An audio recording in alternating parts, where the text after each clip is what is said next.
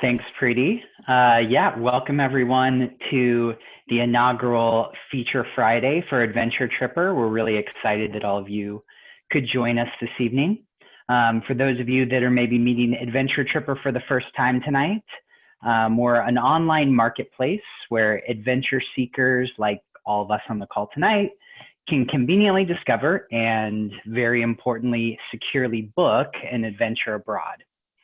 We work with local guides like Matthias, who you're going to meet tonight, to curate our trips so you know that you're going to get the most authentic experience possible and you're going to find it at the best price on our platform.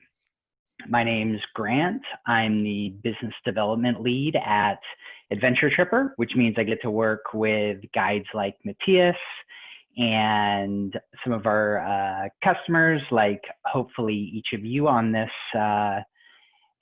webcast tonight in the future, and I'll be able to get feedback from you on the trips to help make them better and more catered to what you're looking for. During the week, I'm an accountant. I work for an accounting firm in Bellevue, and on weekends, I enjoy exploring the mountains via rock climbing, mountain climbing, kayaking, and mountain biking. So if you're tired of being stuck inside all week and hearing about COVID-19 from all of the periodicals, pundits, and podcasts, then we're excited to have you along with us tonight for an adventure into South America, where we'll be visiting Patagonia with Matthias and Sindhu. So I want to tell you a little bit about them before we have them introduce themselves. Matthias has been working as a head guide and tour organizer for over 6 years with a wide variety of different hotels and operators in Patagonia. He's a tireless lover of the Patagonian landscape. Its wild and its solitude has made it his home. He is based in the city of Puerto Natales, which is the entrance to the famous Torres del Paine National Park, where he guides groups along the famous W trails and off-beaten tracks in the area. He defines Patagonia as his true muse, which I'm excited to hear about. He says it's his favorite place, traveling it from north to south and from Pacific to the Atlantic on a few occasions. But he says that it's never enough and there's always more to explore.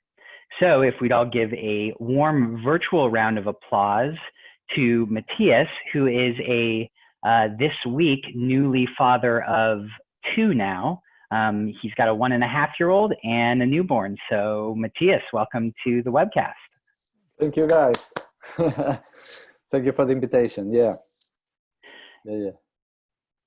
So Matthias, is there anything that you want to add to the introduction that I gave? Something to describe yourself? Or actually, you know what? Let's start off with a question, because I was thinking about this right before I got on today. I feel kind of stupid. Like, I don't really know if I actually know where Patagonia is. Like, I was looking at my globe. I was trying to find it in South America somewhere. And then I ran into Antarctica. I couldn't find it. Like, so tell me, like, where exactly is Patagonia? Yeah, Patagonia is the last corner of South America. The thing is, Patagonia is an area it's not a country, no, it's an area who is shared between 2 countries, Chile and Argentina, no? And actually it's really well defined, Patagonia, no, where they start and when they finish, no? Where is the end, no? But yeah, it's like how you say that? It's an area who have his pretty similar conditions, no? But it's not a country, no? It's not an individual country, no? We have a really strong independent character here, you know, and we want to be an independent country, but still it's not an independent country. So we are part of Chile. In my case, I am a Chilean. I live here in the Chilean side, and in Argentina, no? In the last tip of South America, no? In the last part of South America, next to the Magellan Strait, who is really famous too and easy to find in the maps, no?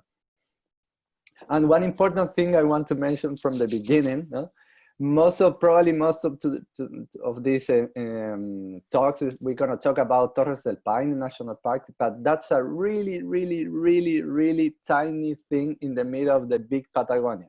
Okay, there is a lot of wild places to visit here in Patagonia. There is a lot of activities and full of places to visit, full of places to go. So that's it. Great, thanks. That's a great description. We're also privileged this evening to have Sindhu with us. Sindhu has traveled to Patagonia, and she's going to share some of what that experience looked like for her. But before she joins us, I want to give a short introduction for her as well.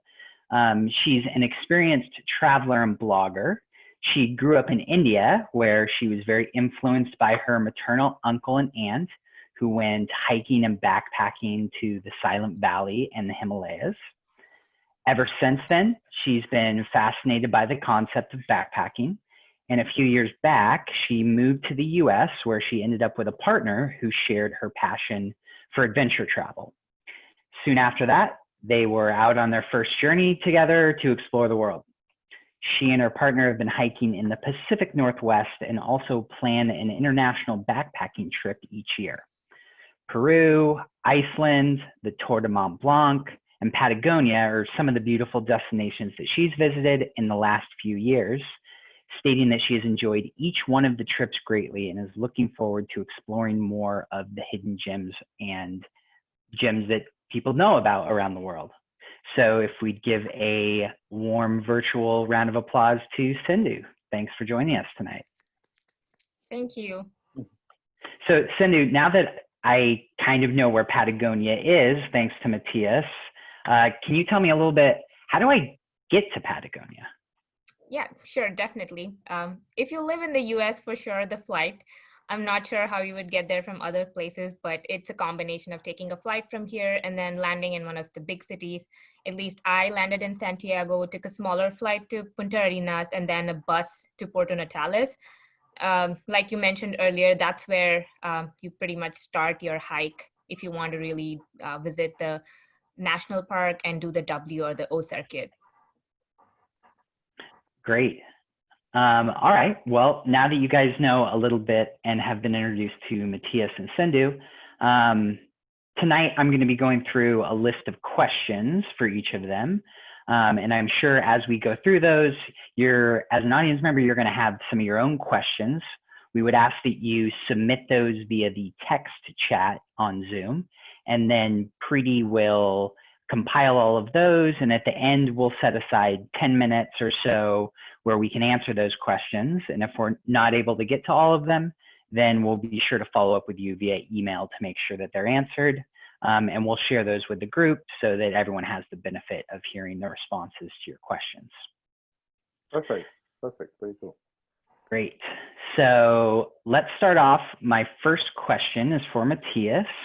Matthias, how long have you been a guide in Patagonia? We talked a little bit, I gave a little bit about that information in the intro, but maybe if you could expand upon that and kind of what drew you to guiding in that part of the world. Okay, this is my 6th year here. Now I'm going to my 7th season guiding here in Patagonia. And one interesting thing about that is I came from completely different background. No? I'm a graphic designer, I'm a photographer. No?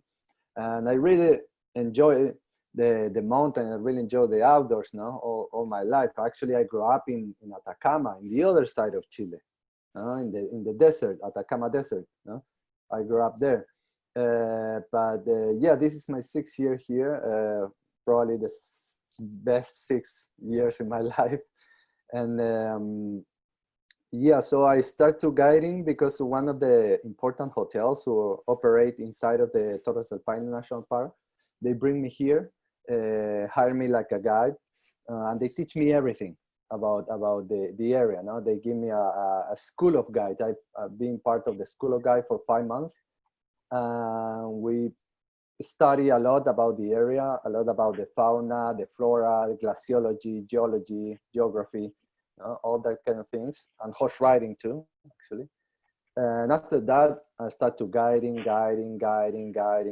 So you, in one season, you have a lot of experience here.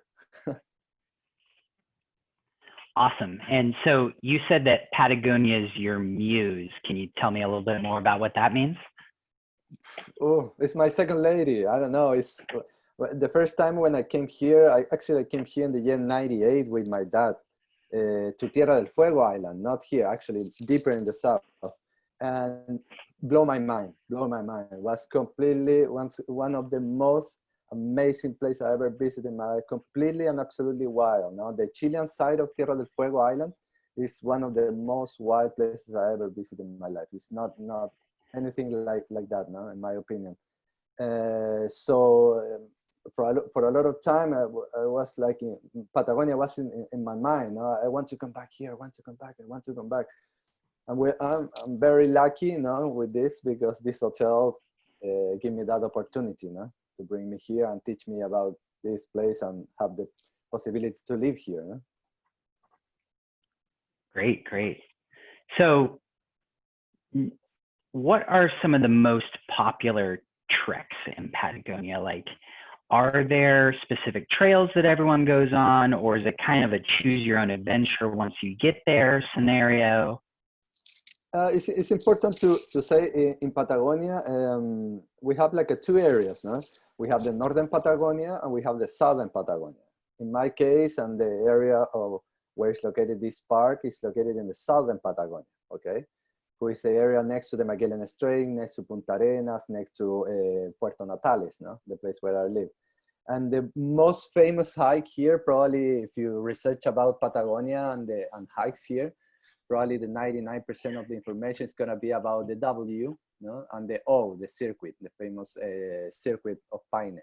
No? That's the most iconic hike because it's really remarkable mountains, really special and a magnificent landscape full of glacier, big mountains, no? Really vertical mountains, a lot of forest, a lot of wildlife, no? A lot of pumas in the area, different kind of animals, no? So it's really interesting area, really interesting area. But in this part of Patagonia, we have other places, for example, Dientes de Navarino in the Navarino Island, different areas with different programs, no? But Torres del Paine is the main issue here, and especially the W and the O are the best of the best, in my opinion.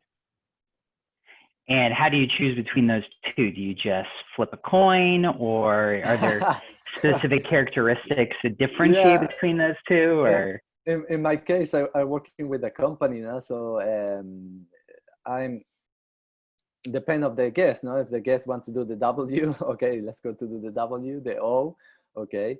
But yeah, for me it's okay. It's okay. It's going for one or the other is for me it's exactly the same. I really love it. I really love it. For the O, probably you need a little bit more preparation for that, no, because it takes more days. You need to be a little bit more prepared.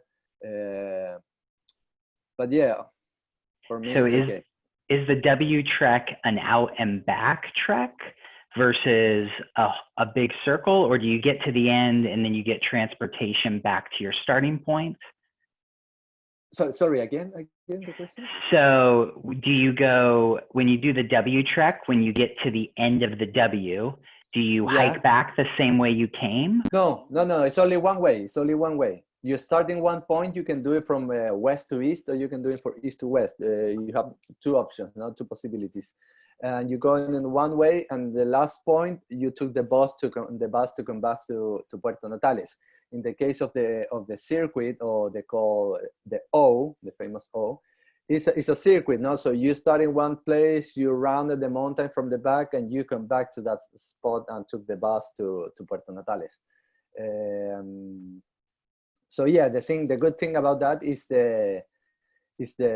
we're gonna see the map here, I hope, yeah. Is you never walk in the same trails twice, no? You only go in one direction. That's a good thing about that two hikes actually. There we have the map. That's cool. Great. So then how long is the O trek versus the W trek in miles and in days? The O is around 93 kilometers. I think that's in miles. It's like 60 miles, 65 miles. I'm not sure exactly, but you can calculate. Miles. Okay, okay. Yeah, okay. 80 miles. So it's like 70 to 80. I don't remember the exact number. in kilometers, I think, yes, like a 98, around 100 kilometers, no? And the W is a little bit more shorter, no? But it's around like a 75. The circuit is take like a 9 days to do it. You rounded the whole mountain from the back, and after that you included the W in the circuit, in the O. No? That exactly, that's it. You included the W, you know? And the W is only 4 days. If you are a really good hiker, you can do it in 3 or actually in 2.5. No? But usually it took 4 days for the W, 9 days for the O. No? That's a normal thing. Yeah. Okay, great. And what, like, would you say that there are specific experience levels that you would recommend people have before they go on one trek versus the other? Is there any type of previous experience required? In the W, probably not, because it's pretty safe hike. It's pretty, yeah, safe is the word. Yeah, because you're going from one camp to the next, or one lodge to the next one, who is probably you have in between, you have 10 miles. So it's not so dangerous. And it's actually in the high season, it's a lot of people, no? So you're hiking with a lot of people, so it's pretty safe, no? In the case of the O or the circuit, because of the thing, you're walking in the back part of the mountain, and in that area there is no road access, there's no car access, no? So if you walk in there, you need to get out of that area. I don't know. So the thing is, you need to be a little bit more prepared when you're doing the O. And the other thing is 9 days of hikes, no? So it's and some hikes are really demanding, so you need to be prepared for that, no? You need to carry your backpack all the way. Sometimes you need to carry the food.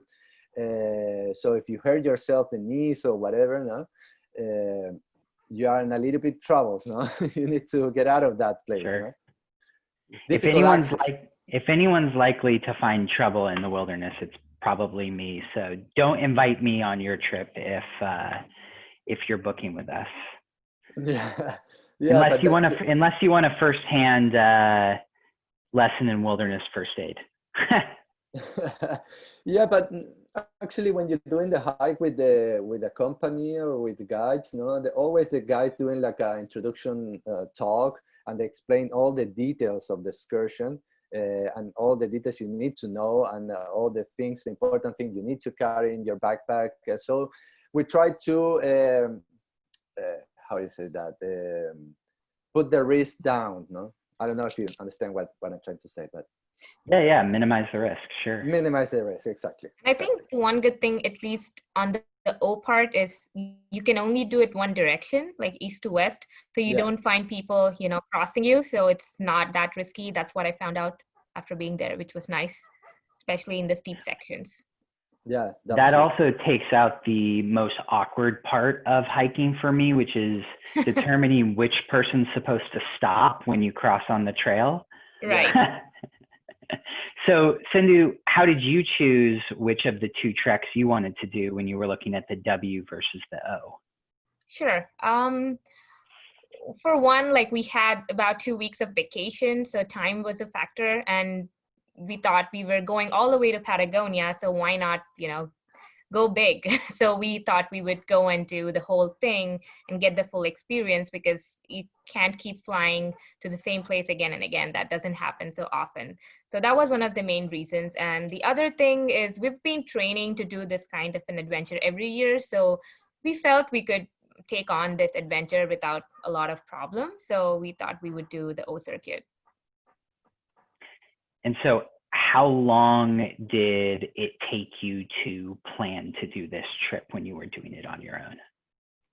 I think it took, I would say it was distributed. My initial booking of all the huts, I did that about 7 months in advance, and that took me about a week, because they have mainly two different companies that manage half the huts or places where you want to rent a campsite. And you have to coordinate with both so you can get the spots on corresponding dates, right? So that was the first part I did a few months ago, and that took me about a week. And we had to have friends join who couldn't, unfortunately. So that also added to, me taking more time figuring out when we could go. And then booking the flights, I did after a few months, a few days for that to figure out the best deal and things like that. And I think booking where to stay the day we landed, we just did that like 2 weeks before we left. So overall, I would say it took me about 10 days to do all the planning. Got it. And what time of year did you go? In January of this year. Okay. And Just how far in quarantine, luckily. Yeah. How far in advance were you doing the most of your planning? I usually try to think of what my next trip is after I finish one. So I usually have like 6 to 7 months or a year to plan. And this one I planned about 7 months in advance, I would say. Okay, great. So kind of putting all of this planning timeline together and thinking about potentially the weather in Patagonia, like Yep. Matthias, we say that we have 2 seasons really in Seattle, the rainy season, which is about 9 months, and then we have summer, which is 3 months. So obviously when you come to visit Seattle, I would tell you to come in July, August, or September, because that's when everyone's out and they're smiling and they're maybe got like a little bit of a sunburn because they've been inside the other 9 months of the year. But when it comes to Patagonia, like what's the weather like there? Is there a specific time that people should be planning to come and do a trip? Yeah, the high season here in Patagonia is from we can say October to May. It's around like a 6-7 months of high season. We try to expand a little bit more and have more tourists in the winter because in the high season it's full of people here. So, but that's the most common time when the people arrive to the area. But usually, actually, in my opinion, in Patagonia you have 4 season days. So the weather is changing all the time. Inclusive in the summer. In the summer you can have like a snowstorms, because it's really affected. If you're looking for this area, Puerto Natales, if you see in the Google Earth, next to Puerto Natales you have the fjord and you have the southern ice fields. The southern ice fields is the 3rd big mass of ice in the whole planet. So that create a lot of that affect a lot the weather of the area. So the thing is that create a lot of conditions who changing all the time. So what I'm trying to say with that, you need to be prepared for the worst condition always, because you never know here. If you come in the middle of the summer, probably you can have windy days, really, really, really windy days, and you need to be prepared for that. Mentally, you need to be prepared for that, and physically, you need to be prepared for that. It's really, really a strong environment, in my opinion. Probably, I don't know, Sindhu, if you have any experience with that, but probably you are the lucky ones who have really good days in Patagonia, but it's not so common. It's not so common. I think it was fine. We got like intermittent, like rainy days, good days, but overall in a day you get everything. So you can't complain. You will get good weather and bad weather, but I don't think that you can do anything about the winds. The winds are always there. Yeah. No, the thing is when you're hiking, you feel the weather, but your body's moving, so you feel warm all the time. But when you stop and you doing the tent or make the tent or whatever, or try to cook in the middle of the wind, it's difficult. It's tough. Right. It's really tough. So it's necessary to be prepared for all kind of weather, because you have 4 season days. Got it. So kind of more on the planning and packing side of it, like what type of clothing are people usually bringing for a trip to do the W Trek? That's a good question. We always say we need to dress like an onion here, like an onion with layers, with different layers. I always use like a 3 layers all the time. So when it's hot, I take off the layers. And definitely 1 hour later it's gonna change. So I'm gonna put my fleece, I'm gonna put my jacket, my windstopper or whatever. So dress like with layers. No, that's the best advice. I don't know. Yeah. Sindhu, how would you describe like being someone that hikes around the Pacific Northwest? We get a lot of rain. I think we get wind, but I don't know if we get Patagonia wind. Yeah, I haven't typically been there. not. Yeah, the Patagonia winds. Yeah, when we started our hike, we were like, oh, winds, it's fine. But then, that wind is really crazy and different. It's not on every part of the trail, but mostly like on one or two sections in the backside, it's really, really windy. But other than that, I would say the biggest difference is the temperatures, at least when we were there, weren't too low, but it was raining. So it does make you super sweaty. At the same time, you want layers. So I would advise like have a nice layer of rain jacket, but a thin layer, not a really, thick layer, not something that would make you very warm. Preferably like a zipper that you can open and keep yourself cool and Exactly. breathing. That worked best for me. That's true.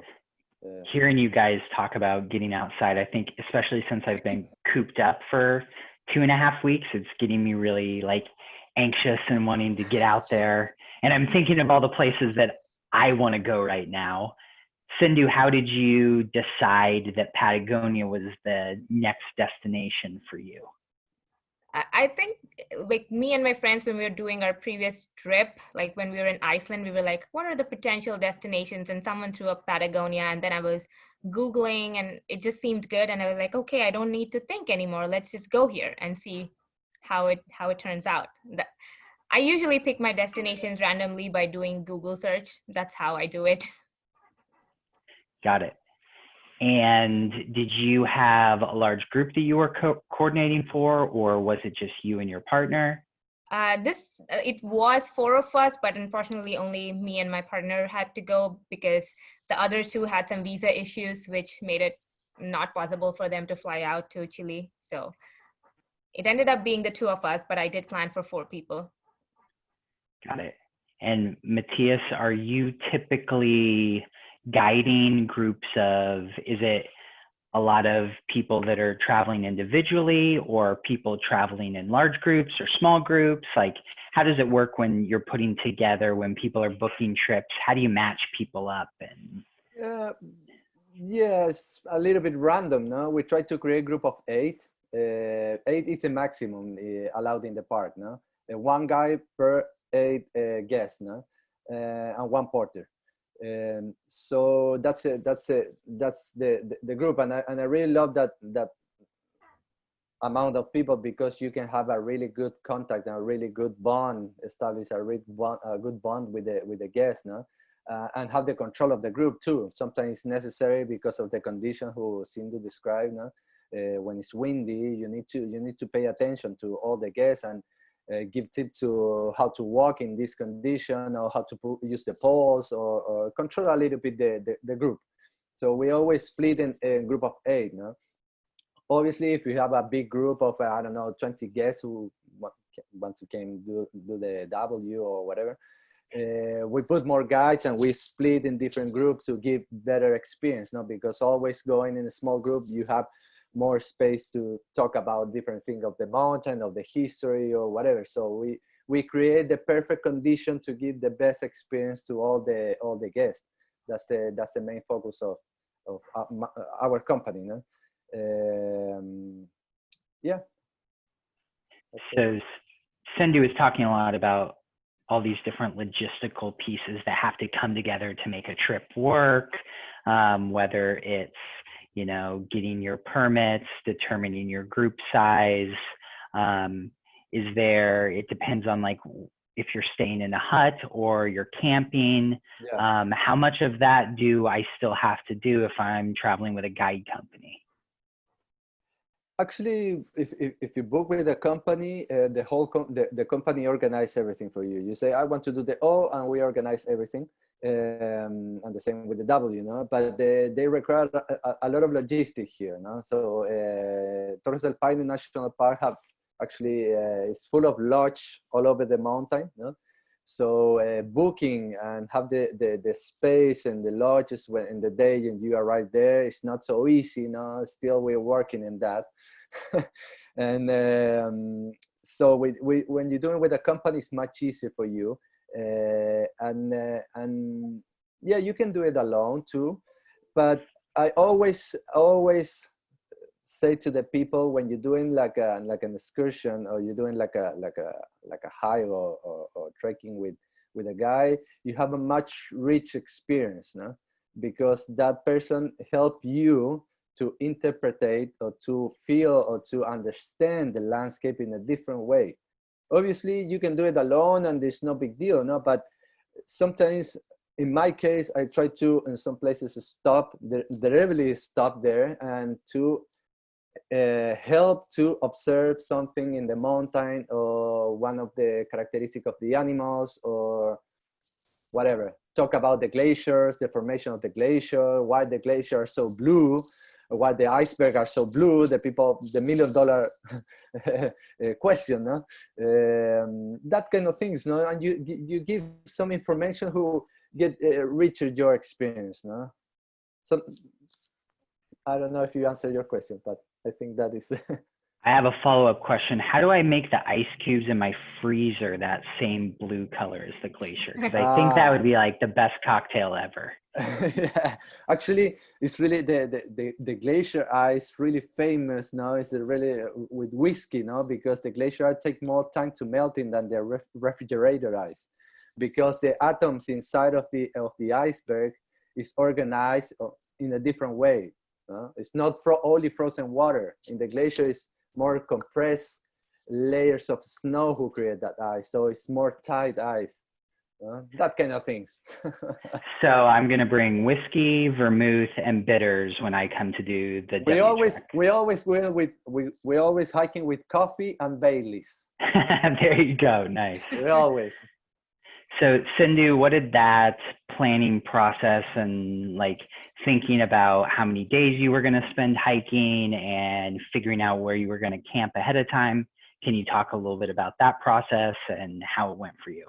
Yeah, sure. I mainly went off of itineraries online, blogs, and looked at places that you can stay. And based on whatever me and my partner thought was possible in a day, that's what I used to plan my trip. Like usually we try to stay within like 10 miles a day. So we get time to take photographs and we get time to really enjoy the trail versus just, flying through and not getting to enjoy it. So based on that, I tried to book all of the huts, and that information was quite available. It wasn't very hard to find. So that's how I booked mine. Great. Was there a particular highlight for you, Sindhu, of doing the trip? Something, and maybe pair that with something that if you were to do the trip again, like that you would do differently, or a place that you would definitely go back to? Yeah, sure. I think the main attraction or the best spot was when I could see the valley glaciers, the ones that Matthias was just talking about. It's just beautiful. It's very different from, when you go to Alaska and see a glacier from the front. It's a very different picture and it's hard to explain. And I never even thought I would see that. That's what made the trip most memorable, because when you look for pictures, you only see these towers online. You don't even know what to expect, from the O side. Like we hiked 2 days and I was like, okay, I've seen this kind of, nature living in the Pacific Northwest. And then third day we were there and I was like, wow, I never expected it. And that really made my whole trip worth it. And I guess if I were to do it again, I don't know what I would change, but maybe I would add an extra day to stay and enjoy that, go see the view again. Maybe that's the only thing I would change, but nothing else. It was a great place. Is your permit for a specific number of days then? Do you have to make it out on a certain day? It's actually the price that you pay that determines how many days you can stay there. I don't remember the exact days, but I think up to 7 days it's cost X, and after that it's cost Y. And ours was exceeding 7 days, so we just paid the higher price to stay in the park. Got it. So Matthias, what type of advice can you give to someone who's planning to come down, wants to know what they need to bring? Do I need to bring bear spray? You mentioned animals before. What are No, the no, essentials? we don't have dangerous animals here. Huh? That's important to mention. No spider, no snakes, nothing is too dangerous. Probably you can say the puma, but the puma have a lot of food there here. No, have a lot of plenty food. A lot of South American camels, no, guanacos and llamas and something like that. No, so they don't care about us. They are really shy animal, actually, the puma. So it's no big deal. The only important thing and one precaution you need to have is with the weather. No, the weather is a key factor, especially the wind is a key factor here. You need to be prepared for that. Mentally, you need to prepare for that. No, and for the same reason, my one important recommendation, if I need to choose only one, trekking poles. Definitely trekking poles is going to help you with the backpack, with the heavy backpack. It's going to help you in the windy days, especially because when it's windy here, it's pretty common. It's not a constant wind. It's like a wind gust. No, so you're hiking, and in one moment a wind gust hit you, and boom, they can move. You move it actually, no, literally you move it, no. Yeah, So I know. yeah. First-hand experience. Like, I think there was a point where even though I had the poles, there was like a sudden wind gust and I was swept away for a feet at least. And I was like, oh, what happened? Yeah. So, It's not dangerous. poles for sure. It's only wind, but you need to take some Yeah, precautions there. No? You true. need to only have more contact point with the trek, with the path. No, so that's my, if I need to say one recommendation, trekking poles. And how easy is it to follow the trail? Like, obviously, it's No, important that you, it's pretty well marked. It's all over the W. The W is really easy. In some parts, it's like a highway. No? And if you're going in a high, like a high season, there's a lot of people, so it's completely safe. The back part of the mountain, you need a little bit more, but still is you have marks, no, all over the trail. No? It's really difficult to get lost. Probably if you, I don't know, if you have like a blizzard or something like that, you can lose the trail and end up in not a good spot. But if you in Patagonia, everything is changing all the time. The weather is changing all the time. So if you have that condition, you need to wait a little bit, get really warm, no? And waiting for half an hour, 45 minutes, and the storm is gonna pass, and you come back to the trail. That's no big deal. one of the things that I always tell people that I like at home is cooking. And then I realize when I get into the outdoors and I've been hiking around all day and I get into camp and I set up my tent and I blow up my sleeping pad, the last thing that I want to do is cook dinner. So what does food look like on a guided trip, and who does the cooking? What am I responsible for bringing? No, when you do the W or the O with the company, we organize all that kind of things. You know, you like a guest, you know, you arrive to the area and we set up the table and organize all the food for all the guests, obviously. And if you're doing alone, all over the W and the circuit, you have lodges. No? So you can buy that food, you know, and buy your lunch, and they give you a box lunch in the morning. So you're going with your box lunch all the hike all day. And when you arrive to the camp, you go to dinner in the camp, and that's it. No, but when you go on with a company, it's a little bit better level now of food. I mean. That's important for my morale. Yeah. No, definitely. When you're hiking, I don't know, 10 miles or something like that, really, you need food. No, you need fuel. Cindy, what was meal planning like for you on your trip? We had a choice, like either we buy the meals at the hut or we carry, food and drop our camera equipment. So we chose to not do that, and we carried all our camera and we just bought food at each of the huts. I had to book that along with my campsite, and it was pretty easy. It was on the website. I just booked. I wouldn't say it's super cheap, but we were like, it's fine. We want to carry camera. So we just ate food at the lodges. I think there's only one spot on the O side where they don't provide food. Yeah. So we just carried Exactly. food for one day. Yeah, there's one place where you don't have that service. And the other thing important to mention is if you are a vegetarian, you are a little bit in troubles. Huh? I am a If you- vegetarian, but I was okay. not bad. Oh, what's good? What's good? The I food mean, was good? compared to all the other places in the world, I think the food was amazing for a vegetarian. Yeah, that's good to know. That's good to know. Yeah, I didn't expect such good food on the trail, but I had plenty and I even left some food I couldn't eat, so I just distributed it. Yeah. They give plenty of food, no Cool, doubt there. cool. That's cool. But anyway, you in Puerto Natales, you can buy some, I don't know, some dry fruits or whatever, and you can carry in your Yeah, backpack. right. It's not so heavy. Yeah. But one thing I would say is like vegetarian, as in I'm not vegan and I do eat eggs, so it was Ah, fine. okay. Okay. But if you're pure vegetarian or vegan, then you're in trouble. Yeah, You yeah. probably need to carry your own things. So, Matthias, do most of the people that are coming down to do the trek, are they doing the trek and then that's over and they fly home, or are they spending additional time in Patagonia? And what other things would you recommend seeing or doing while we're down there? Oof, yeah, Patagonia is a huge area. And like I mentioned before, we have the northern Patagonia and we have the southern Patagonia. No? In the northern Patagonia, you have another incredible landscape. No? You have the northern ice fields, so it's full of glaciers too. You have the Patagonia Park, created by the owner of North Face. Really amazing park.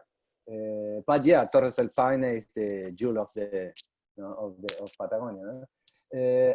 But most of the people, especially the young people, they doing a combination between the Chilean Patagonia and the Argentinian Patagonia. So they fly to probably through Santiago to Punta Arenas, like Cindy mentioned before, Punta Arenas, Puerto Natales, doing the Torres del Paine National Park, and after that they cross to Argentina and going to the Fitzroy Mountain, the famous Fitzroy Mountain, who is really, really, really amazing area. I really recommended that. So you can stay, I don't know, you can do the W, for example, in Torres del Paine, which took like 4 days. So in total, you spend like 6 days in Chile, and you can go for another 4 days in Chalten in Argentina, next to the Fitzroy Mountain. Is unbelievable place to visit. Mm-hmm. And how easy is it to find guide companies there? Like, is it the same thing where people are doing multi-day treks, or is it day concept, hikes? Yeah, the concept is a little bit different because that area had much more easy access, no? And actually in the town is a small village who are in the middle of the park, who is located in the lower part of the valley. It's more like an alpine town, no? So from there, every day you hike to the mountain and come back to the town, to Chalten. No? You're going for the day. No, it's no big deal. In the case of Torres del Paine, especially when you're doing the back part of the mountain, is no road, it's no car access, it's complete. You need to walk to get there. No? So it's not easy because the geography is really tricky, really complicated. There's rivers, glaciers. No? So the Chilean side is really complicated to do, and it's better to do it with a company, in my opinion, to have all the logistic and all the facilities and everything. And in Chalten, in Argentina side, it's much easier to organize. It's much easier to organize. You can rent a Airbnb in the village or a hostel or whatever, and you go hiking every day. It's no big deal. It's not complicated. What's this question could be for either of you. What was something that has either Sindhu during your visit down there or Matthias during your time living down there? What's been something that's really surprised you about the park and your trek, or the people that you met along the way, or something that you saw? Sindhu, you first. I'm thinking definitely the glaciers. I'm going to repeat it because for me, that was a first. I haven't seen glaciers like that. And also the sunrise hike was amazing. I didn't expect it to be that beautiful and that nice. So I think those were the two things that surprised me for sure. What made the glacier unique?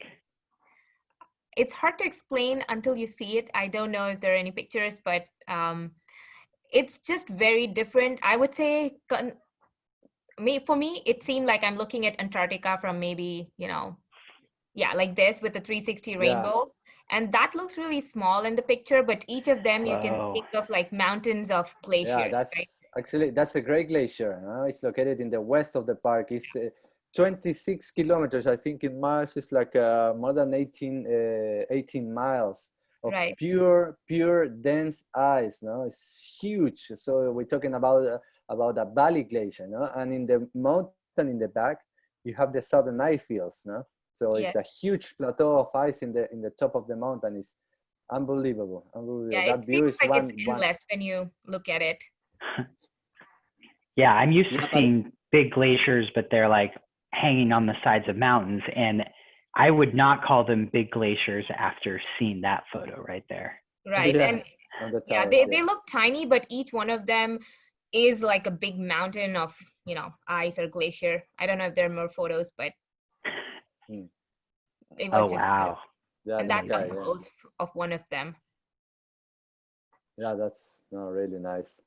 Yeah, there's And probably one more that shows a little more about the glaciers, but yeah, but I try to. Yeah, I think, in my opinion, one of the things that really surprised me about this place is every time I hike there, I surprise. So it surprised me that every time I'm doing that hike, no, it surprised me, no, because probably one of the hikes I do it for, I don't know, 70 times, 80 times, no. The hike to the base of the tower, the hike to the French Valley, the Great Glacier, probably, I don't know, 100 times. And every time is different. It's amazing because of the light change, because of the condition of the area.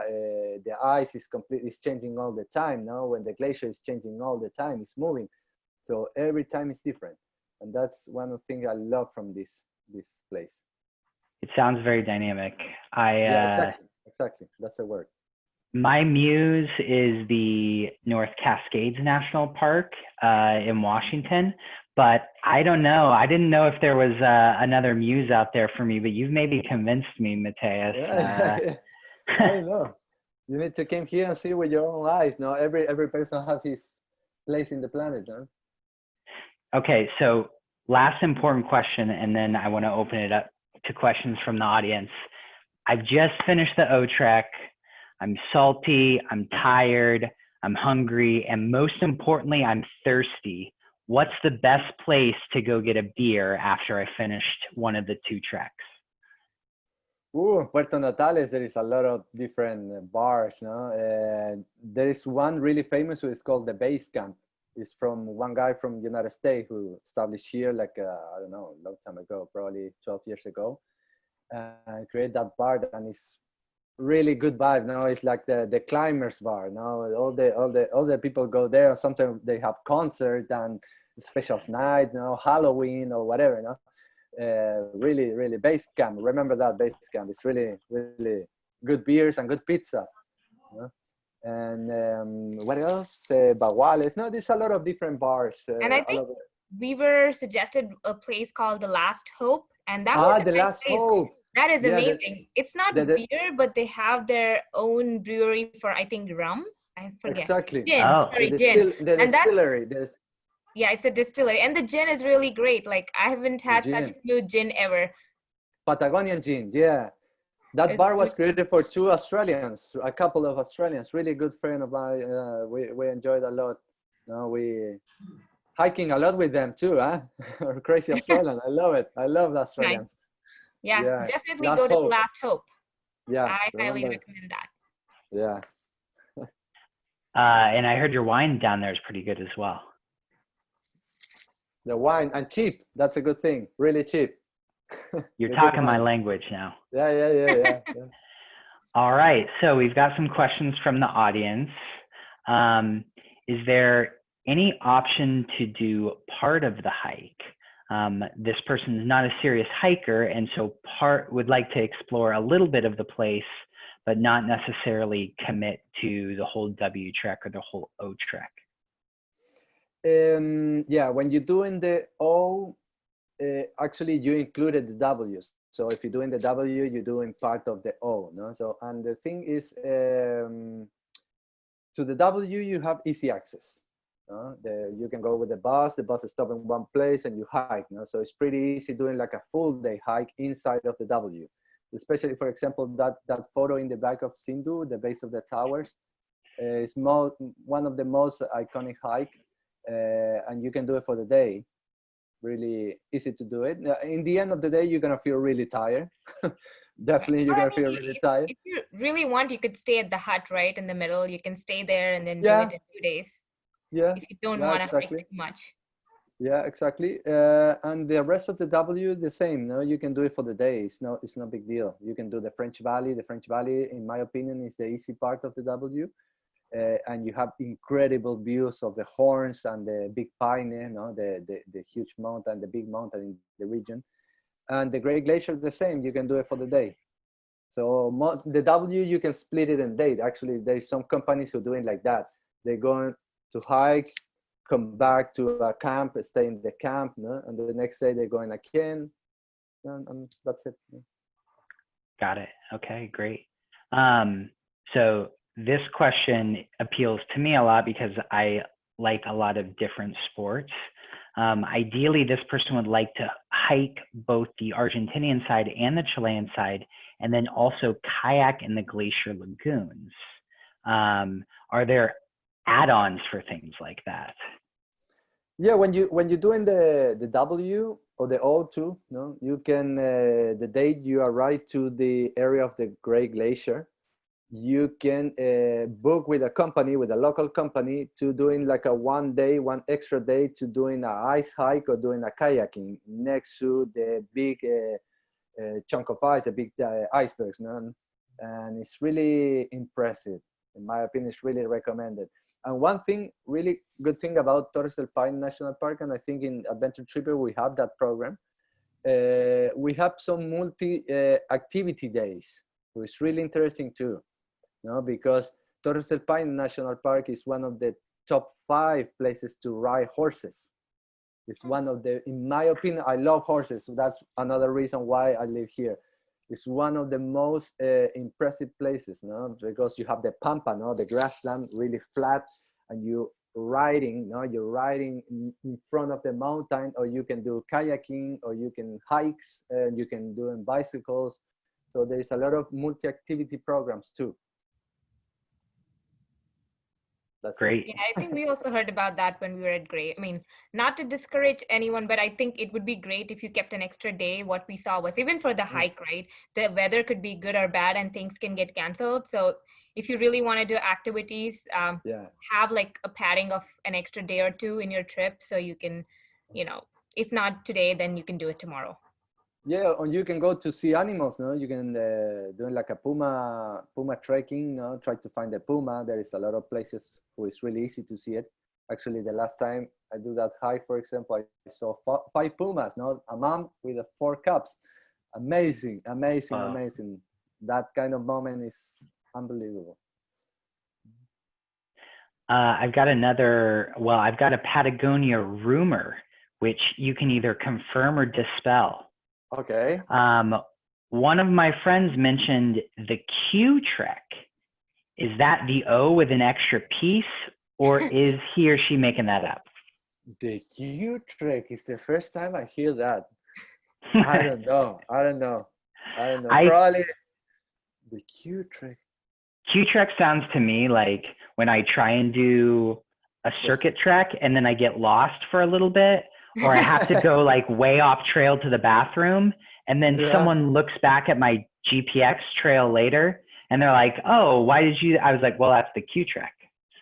I mean, I could think of the O as the Q too. If you see the way you go on top of, the towers, it sort of goes inward, right? It's not exactly an O. There's like a small, I don't know. If you have like the picture of the hike from my blog, I don't know if, or maybe I can share it here. Yeah, put it. It's amazing. It's really good in your blog because you describe like a day by day share it, but if one of you process, can, you can bring up the first page of the blog, and there is like a 3D view. I love creating these 3D views of every trail I go to. I try and create a 3D map, and it's nice to get a perspective in the end. Yeah, that should be the one. Oh, That's it. wow. That's it. Yeah. Yeah, I love doing these. So if you see, you can, so the one on the right that's going up, so the French Valley that he said is the left side one, the one that goes up, right? Yeah. And then the right side is the one that goes to the towers. So if you want to call it a queue by removing one of those, then you can call it a queue. Or probably you did the I don't know, someone did the O and probably an extra day do another hike in the park, you know, looking for the wildlife or whatever. I don't know. Right. And I think there's a trail like where you can see my picture and my name written. From there you can go down and get out of the park by walking, I believe. If you did that, it'll be a full queue. But we didn't Yeah, do that. We probably. took the Who bus. knows? I don't know. Matthias, But still, how many months in advance are most people booking these trips? Is there like an ideal amount of time that if we want to be sure that we're going to be able to book a trip? Is there too far in advance?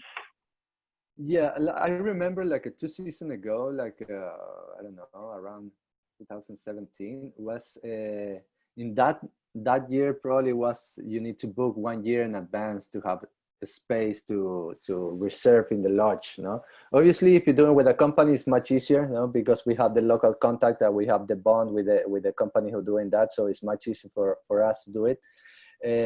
But in my opinion, my recommendation is doing like 6 months in advance.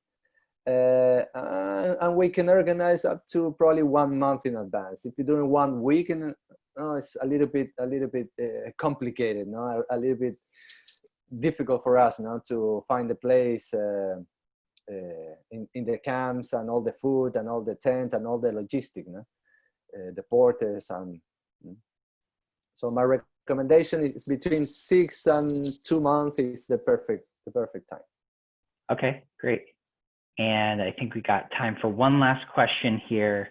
How much training do people usually do before they come on a trip, if that's necessary? And what would you recommend for training if people wanted to do the O-Trek? I don't know. I give that question to Sindhu. Yeah, sure. Sindhu is. I don't think it was super challenging. You don't have to be a crazy hiker, but if you want to have fun and do it without any body soreness, I would say like go to the gym for at least like 2 months before your trip and try to concentrate on, you know, maybe running, walking on the treadmill at an incline. That's what I mostly did. That should be good enough. The weather elements are bad, as in not bad, but you know, you have to be able to endure them. But the hike itself, I wouldn't say it's, at least if you're from the Pacific Northwest, you do Mount Si every weekend. So each day is not even like Mount Si. So you should be good that way, but it helps to train a bit so you can enjoy and not be sore all days. So if I want to start, I want to add a small thing. Probably you need to practice to doing your backpack. No, doing once, doing again, and put all the necessary things, and always I don't know, try to carry all of the necessary things, because in a big hike like that, for the O, for example, you're gonna feel it. No, your knees is gonna feel it, your ankle is gonna feel it, so your back, your neck. So how much weight would normally be in someone's pack? I don't know. We use kilos, so it's a little bit complicated. But maximum, I carry maximum 15 kilos. 15. I've been doing like 20. I try to limit to 30 lbs, and my partner takes about 35. That's what we try to limit it to. However pretty minimalistic impressive. we are, we end up dumping something like extra camera equipment or something, and it adds up. Yeah, it's always a classic, no? The camera, you carry the whole camera. It's better the cell phone, trust me. Oh yeah, I totally agree. Or the other option, if you are a professional photographer and you need to take that photo, well, it's okay.